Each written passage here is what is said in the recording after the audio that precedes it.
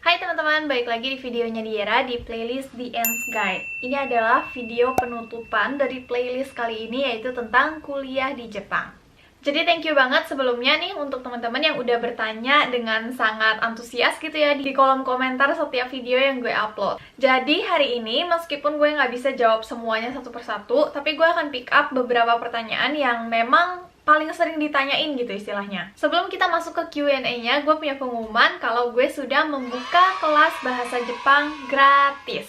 Jadi untuk teman-teman yang tertarik untuk belajar bahasa Jepang, tapi mungkin waktunya nggak ada untuk les, atau mungkin kondisi ekonomi tidak memungkinkan kalian untuk bisa les bahasa Jepang, kalian bisa langsung subscribe aja ke second channel gue, namanya adalah Japanese with Diera. Di sini gue akan mengajarkan kalian benar-benar dari nol banget, dari cara tulis hiragana, katakana, dan sebenarnya pelajarannya udah dimulai sih. Dan di sini gue akan mengajarkan kalian sesuai dengan materi JLPT ini supaya kalian bisa lulus JLPT tanpa harus ngeles. Oke, sekian pengumumannya, kita mau masuk ke Q&A. Kalau setelah magang bisa lanjut S1 di Jepang nggak ya? Saya sekarang lagi magang di Hamamatsushi. Setelah magang rencananya mau lanjut kuliah di sekitar Shizuoka. Oke, sebenarnya banyak sih yang nanyanya mirip-mirip kayak gini. Biasanya nih kalau kalian magang itu udah ada kontraknya sendiri yang mengatakan bahwa kalian tuh harus pulang ke Indonesia setelah kontrak magangnya selesai. Kan kalau magang itu kan paling lama 3 tahun ya setahu gue. Terus kalian harus pulang dulu, dan setelah pulang kalian baru apply universitas seperti biasa gitu. Jadi nggak ada jalur aplikasi khusus untuk yang setelah magang untuk universitas gitu. Jadi pulang dulu ke Indonesia, terus baru kalian apply ke universitas yang kalian mau. Halo Kak Diera, mau tanya biasanya masa orientasi di Jepang berapa lama ya Kak? Makasih. Nah, jadi orientasi ini untuk gue dulu kalau nggak salah cuma sekitar 5 hari udah selesai sih. Dan 5 hari itu tuh nggak kayak full dari pagi sampai malam, karena orang Jepang memang nggak berbelit gitu kan orangnya. Jadi waktu itu gue cuma datang dari siang, terus kayak cuma meeting 2 jam, itu dijelasin kayak di kampus kalian harus ngapain aja, tata tertib dan bla bla bla bla. Dan hari berikutnya dikasih tahu cara pakai komputer lah, terus ini library apa kayak university tour gitu. Terus hari berikutnya perkenalan apa ekstrakurikuler atau klub ya. Kalau di Jepang kan memang dia klubnya sangat kuat ya. Kayak gitu. Terus udah deh kayak gitu aja. Jadi nggak gitu panjang sih. Kalau mau kerja di Jepang, kemampuan bahasa minimal N3 apa sudah bisa? Bisa, tergantung pekerjaannya gitu. Jadi memang di Jepang ada pekerjaan yang kamu bahkan nggak butuh N-N-an sama sekali gitu. Nggak perlu kalian ngomong sama orang gitu. Kayak contohnya di tempat tinggal gue, kan memang kalau di tempat tinggal gue ini kan sangat apa ya, ini kayak pusat pertanian di Jepang itu di tempat tinggal gue. Jadi semua orang yang tinggal di sekeliling gue itu rata-rata petani. Dan kalau mau kerja sama petani itu sebenarnya bahasa Jepangnya nggak gitu lancar pun bisa banget, karena memang pas lagi kita kerja kita nggak sambil ngobrol gitu, nggak ketemu klien juga gitu loh. Jadi bisa-bisa aja tergantung sama pekerjaan yang kamu pilih itu apa. Tapi kalau misalnya kamu punyanya N3 terus mau salesman di Jepang gitu, ya itu udah nggak mungkin, karena salesman itu kan perlu banget communication skill kan, yang pakai bahasa Jepang gitu. Jadi kalian akan butuh N1 gitu. Kak mau tanya dong, untuk jurusan medis lulusan Indonesia seperti dokter umum, dokter gigi, dokter hewan, apakah bisa kerja di Jepang? Prosesnya bagaimana ya Kak? Apakah ada semacam penyetaraan beberapa tahun dulu? Mungkin bisa dibantu ya Kak, ditanyakan ke Padok. Jadi yang nggak tahu Padok ini adalah pacar gue yang sekarang sudah naik kelas menjadi my fiance. Nah daripada bosen kalian ngeliat muka gue terus, kita langsung tanya aja yuk ke orangnya. 医療学はお医者さんとか看護師とかだと思うんだけど、おそらくだけどインドネシアの免許を持ってたら日本でも働けますっていうことはないと思うから、日本の医学部医学科を受験して合格して6年間勉強して国家試験受けて免許を取らなきゃいけないと思う、お医者さんの。看護師は分かんない。獣医に関しても同じで、日本の免許を取らないと獣医さんとして働けないから、獣医師さんとして働くのは難しいと思うけど、大学で研究をしてる外国の獣医さんはいっぱいいたから、アフリカの国でその国の獣医さんの免許取ってて日本に来て、獣医さんとしては働けないけど、獣医に関わる研究の仕事とかをしてたから、獣医に関わる研究の仕事だから仕事だよね。そうそう、給料もらえるよね。研究の仕事。ただまあ自分の知識を活かせる仕事はできると思う。あくまでも研究者ですみたいな。はいはい。多分医者もそうだと思うんだよね。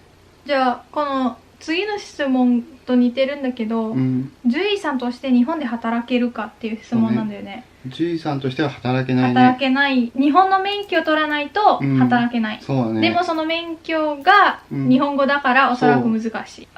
日本の免許取りたいっていう人がいたら、準備とかなんだろう、内容、日本語の勉強をしなきゃいけない。日本語って結構難しい。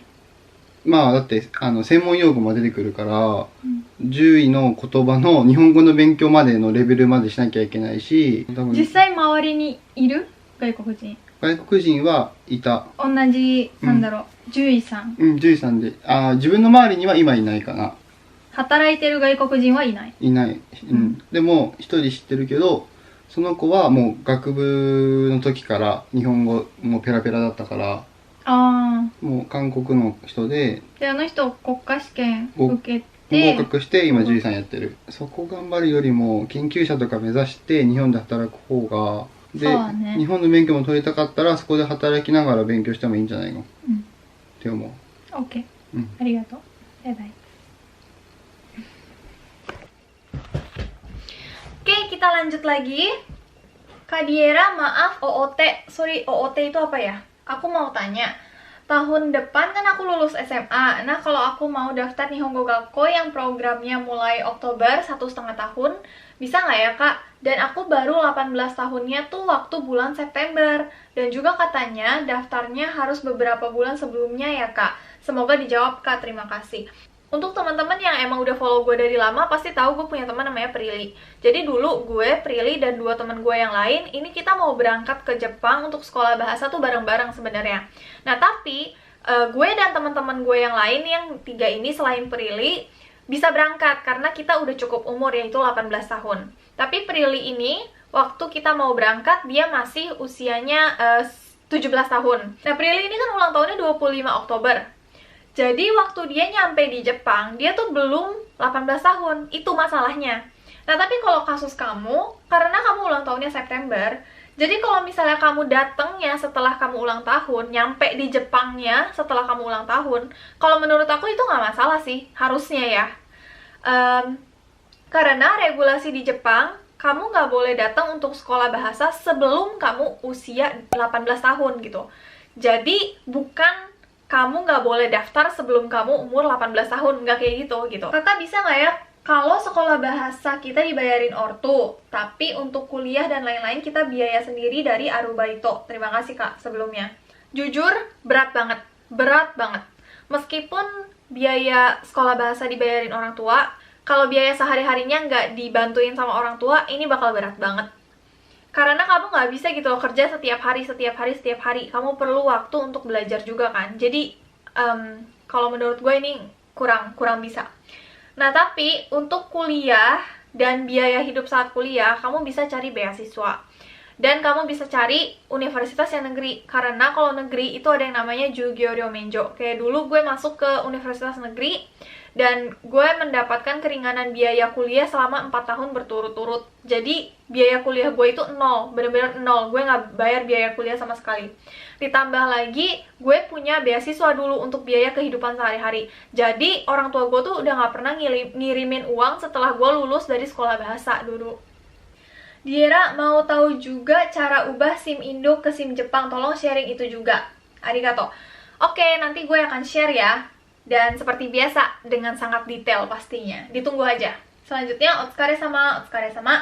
Kak Diera cuma info, kemarin bulan 3, aku baru datang pas sampai di airportnya.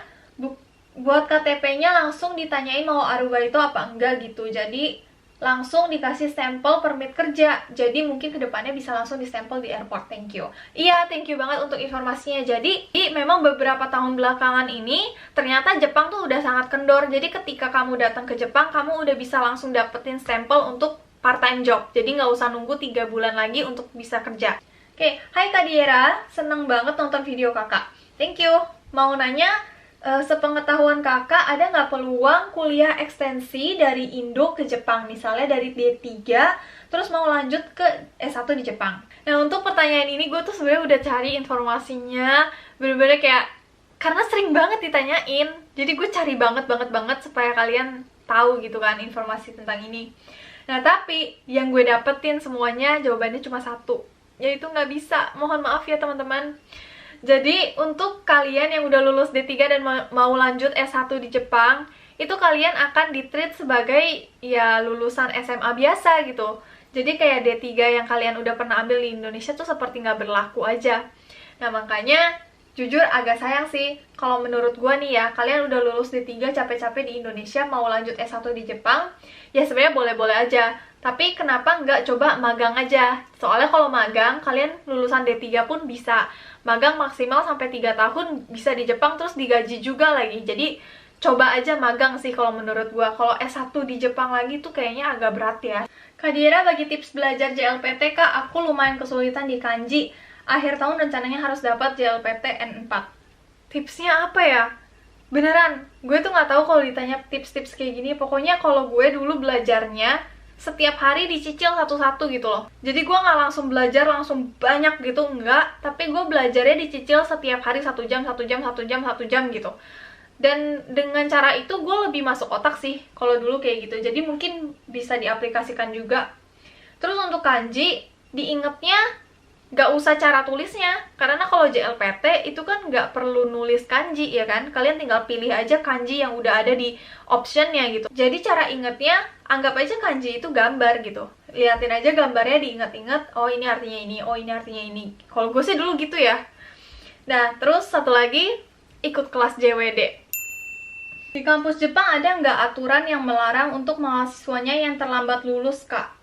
Kan di Indo biasanya tuh yang lulus lebih dari 4 tahun. Kan di Indo biasa tuh yang lulusnya lebih 4 tahun. Gimana kalau di sana? Jadi kalau di Universitas Jepang, itu apa ya? Nggak kayak di Indonesia yang jadwalnya absurd gitu loh.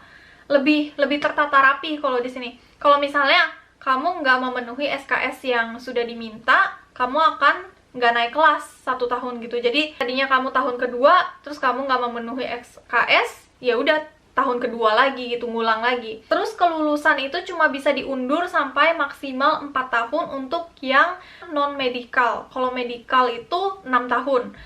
Medical itu seperti farmasi, medis, dan dokter hewan. Ini semuanya 6 tahun. Kalau nggak naik sampai 6 tahun berkali-kali, ya udah otomatis drop out. Kalau di Jepang kayak gitu. Kakak sebelum ke Jepang sudah kursus bahasa Jepang di Indonesia atau ke Jepang dengan tangan kosong? Udah kursus selama 6 bulan, tapi jujur itu kayak gue cuma bisa hiragana doang dulu, beneran. Kayak cuma bisa tulisnya doang, baca juga nggak lancar sama sekali, dan kosakata dikit banget, bener-bener dikit banget. Jadi kesimpulannya adalah sudah kursus tapi tetap dengan tangan kosong. Makasih banyak atas penjelasannya. Informasi benar-benar aku butuhin saat ini. Penjelasannya detail banget. Thank you. Oh iya, aku mau nanya, mau ngelamar kerja di Jepang tuh bagusnya start dari perusahaan kecil dulu, terus selang beberapa tahun kita pindah ke perusahaan lebih besar, atau langsung start ke perusahaan besar aja? Menurut kakak bagusnya gimana? Sekali lagi terima kasih atas penjelasannya. Jadi ini pertanyaan bagus banget ya. Di Jepang, perusahaan besar itu, ketika kamu masuk ke perusahaan besar, kamu tuh biasanya nggak bisa memilih kamu mau bekerja di mana gitu. Misalnya, kamu tuh backgroundnya food technology, terus kamu maunya meracik rasa coklat gitu, misalnya di perusahaan besar seperti Meiji. Nah, kamu udah apply, udah diterima, terus tahu-tahu kamu dilempar ke bagian sales. Itu bisa banget, dan kenyataannya temen-temen gue banyak banget yang kayak gitu soalnya.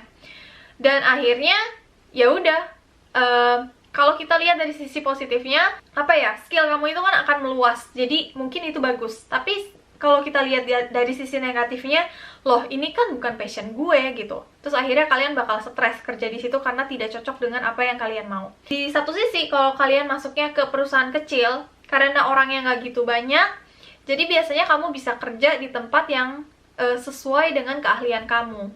Biasanya sih kayak gitu. Jadi ya, kalau kalian membutuhkan profil pekerjaan yang bagus, kalian pasti harus pilihnya yang perusahaan besar. Tapi kalau misalnya kalian mau meningkatkan skill yang kalian udah punya nih secara spesifik, kalian bisa start dari perusahaan yang kecil aja, kalau menurut gue sih gitu. Oke, jadi itu adalah pertanyaan penutupan kita hari ini. Leher gue udah kering banget. Thank you banget udah dengerin sampai akhir, dan terima kasih banget untuk semua pertanyaan-pertanyaannya. Oke, jadi sampai jumpa di video berikutnya. Bye!